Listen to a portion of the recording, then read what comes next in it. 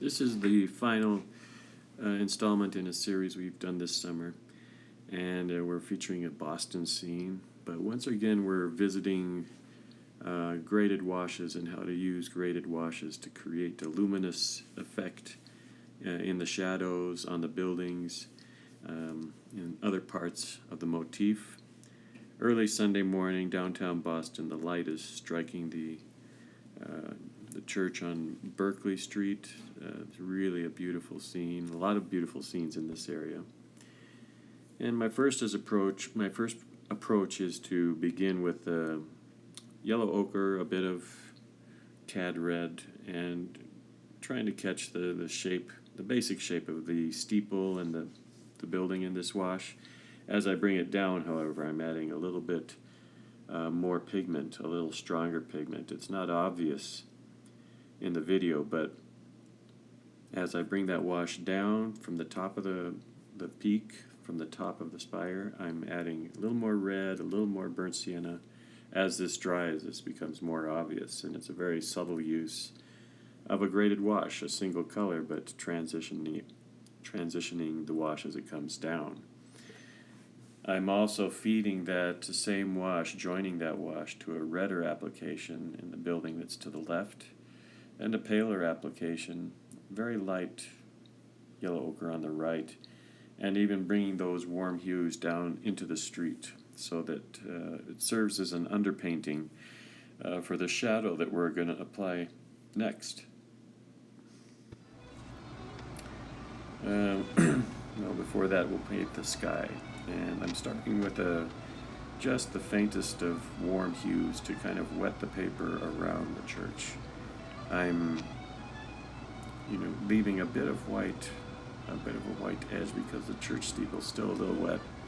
I don't want the blue to flood into the church, so I'm staying away from it. And carrying the blue, this is cerulean blue on top of a yellow ochre, deeper tone, stronger color in the top of the sky. And as it comes towards the roof of the church, it comes downward, it's getting lighter. And as it dries, that'll become more obvious. The point of this is to really accentuate the bright sunlight striking the steeple. So this is another use of that graded wash, top to bottom, darker to lighter, same basic color. Now the painting has dried, and we can build up the shadow area. I'm starting with a mixture of a little bit of alizarin crimson, very strong color, very potent color, and mixed with ultramarine blue gives you a nice violet hue. And this is a good hue to use in the shadows of your painting.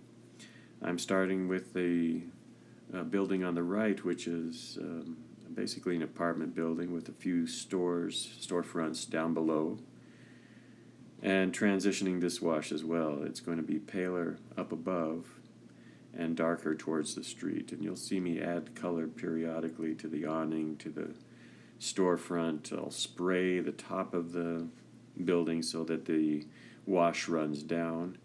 It should be noted this the paper I'm using is at an angle. It's at a pitch so that everything is running downhill, and it helps me to control the transition in the graded wash. So the wash itself has spanned the street, gone across the street in a lighter version, and now it's climbing the building on the left-hand side. And as it's wet, I'll add a pure variety of alizarin crimson or pure strength of ultramarine blue, or even a bit of neutral tint where I want to gray it a little bit. And as the wash dries, these colors come out more and more, and you get a very luminous feeling even in the shadows. And that's the point of this painting, is to create some bright feeling on the distant church and some luminosity, some light bounce within the shadows. So I continue to adjust these washes with small, darker colors.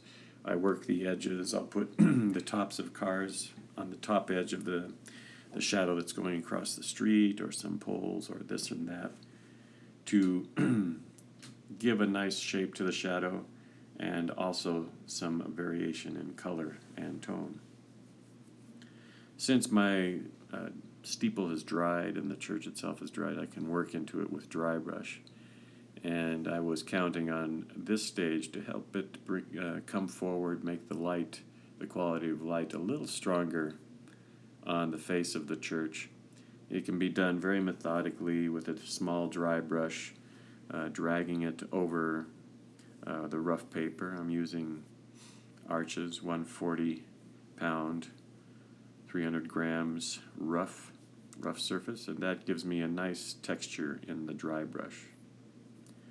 And the church itself, if you got to see the picture, has a very interesting use of stone, different colors of stone, different patterns, and the architectural relief that's generated by the stone is also quite intriguing. It's exaggerated a little bit because of the angle of the sunlight, and the same occurs in the pinnacle or the steeple, where the stones are applied or placed in a very decorative manner with multiple colors and sizes used on each side of the spire. The windows really help to set off the sunlight. We can put some strong accents, some strong darks there, and the feeling of those darks combined with the darker, cooler sky. All these warm tones that we applied in our first wash are starting to have a great effect, starting to feel luminous. And the sunlight is starting to have its character that we're looking for. We can start to feel that distant light on the building. Adding windows and some small things in the shadows. I'm going to be working in the shadows extensively, putting columns and relief work on the building to the left. I'll be putting some signage, stoplight, some of the gas lights that we see in Boston that are typical in Boston, as well as an awning, and then of course I'm going to put a few figures in the last stage of the painting. So we're building up the relief work, the shadow work on this building to the left right now, and this is an important part of the painting because it moves the eye towards the main part, the church in the distance. The angles do that, the strength of tone, the angle of the shadow, all these things kind of combine visually to move the eye into the painting, direct the eye into the painting. And it does also at the same time state the intensity of the light, the morning light on the building. Also, one benefit of working as it's dried, we can create transparency in these shadows.